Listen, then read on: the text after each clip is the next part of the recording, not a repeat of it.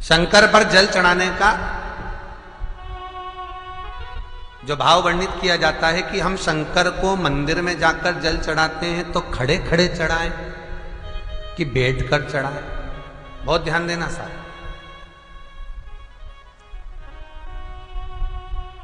शंकर में मंदिर में जाकर हम भगवान शंकर को जल चढ़ाएं तो खड़े होकर चढ़ाएं कि बैठकर चढ़ाएं। अब दो तरह का शिवलिंग है मंदिरों में, दो तरह का शिवलिंग का निर्माण होता है, ठीक है। एक विष्णु शिवलिंग, एक शक्ति पार्वती शिवलिंग। दो तरह का शिवलिंग मंदिरों में होता है, दो तरह का शिवलिंग मंदिरों में होता है, समझ लेना बहुत अच्छी तरह से। एक शिवलिंग वो होता है जो जमीन पर डायरेक्ट जलाधारी रहती है, शिवलिंग रहता है, ऐसी जलाधारी पूरी की पूरी, और शिवलिंग जमीन पर रखा रहता है, भूमि पर रखा रहता है, डायरेक्ट जमीन पर। आप जल ले जाकर चढ़ाए, निकल गया रास्ते से। एक शिवलिंग जो जमीन पर डायरेक्ट शंकर भगवान की जलाधारी और शिवलिंग रखा रहता है, वो शक्ति शिवलिंग कहलाता है। एक डमरू शिवलिंग होता है, ऐसा उसका स्टैंड होता है, ऐसा स्टैंड होता है, नीचे शिवलिंग रखने की जगह होती, फिर ऐसा होता है, फिर उसके ऊपर इस तरह शिवलिंग रखा होता है। देख, दर्शन करें आप लोगों ने। अब फिर इसके ऊपर शंकर भगवान का शिवलिंग रखा होता है, ठीक है। इस तरह का जो शिवलिंग होता है, एक डायरेक्ट नीचे रखा हुआ शिवलिंग और एक भगवान जो नीचे डमरू जैसी आकृति होती है, इस पे जो डमरू जैसा जो भाग बना होता है, ये भगवान विष्णु का हस्तकमल है, और ऊपर का जो भाग है वो भगवान ब्रह्मा का हस्तकमल है। इसको विष्णु शिवलिंग कहते हैं।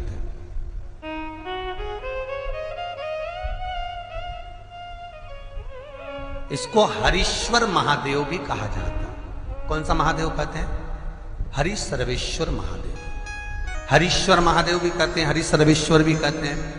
तो डमरू जैसा जो शिवलिंग का निर्माण हुआ है मंदिर में, अगर शिवलिंग ऊंचा है, शिवलिंग थोड़ी सी हाइट पर है, ऊंचाई पर है, और डमरू जैसा भाग फिर उसके ऊपर जलाधारी के बाद शिवलिंग निर्माण किया गया है, तो वो विष्णु शिवलिंग कहलाएगा, वो हरीश्वर शिवलिंग कहलाएगा, वो हरिवंश शिवलिंग कहलाएगा, हरीश्वर कहलाएगा। और जो डायरेक्ट सीधे जो रखा हुआ है, 12 ज्योतिर्लिंग के अगर आप दर्शन करेंगे तो कहीं पर भी आपको विष्णु शिवलिंग नहीं मिलेगा, केवल एक नागेश्वर को छोड़कर। शिवलिंग के दर्शन करोगे सब शक्ति शिवलिंग मिलेंगे, सब जमीन पर।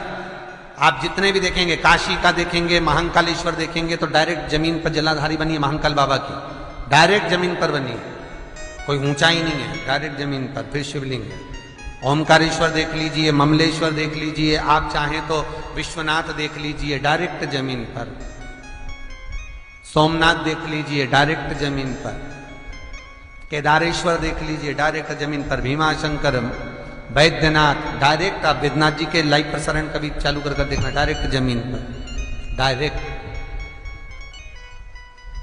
तो जितने भी शिवलिंग हैं सारे के सारे शक्ति शिवलिंग हैं।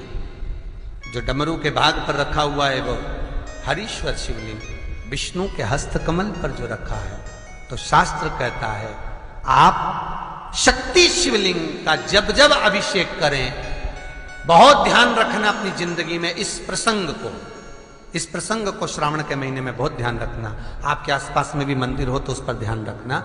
जो शक्ति शिवलिंग हो उस पर जब भी जल चढ़ाना तो बैठकर चढ़ाना,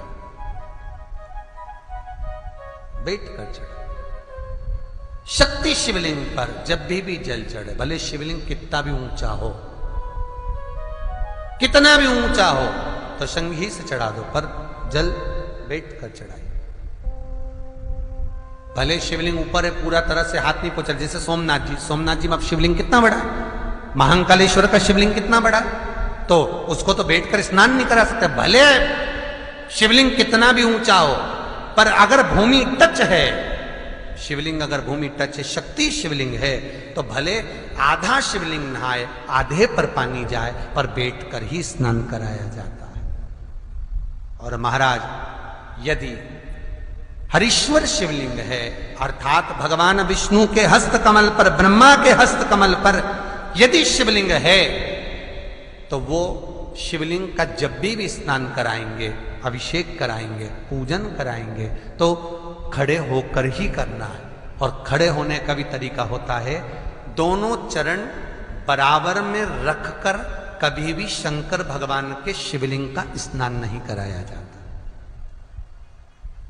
महाराज चरण थोड़ा सा आगे रखिए और उल्टा चरण थोड़ा सा पीछे रखकर भगवान शंकर का जलाभिषेक करने पर लक्ष्मी जैसे अपने चरण रहते हैं, भगवान शंकर उसी तरह से लक्ष्मी को दौड़ाते हुए अपने घर में प्रवेश कराते हैं।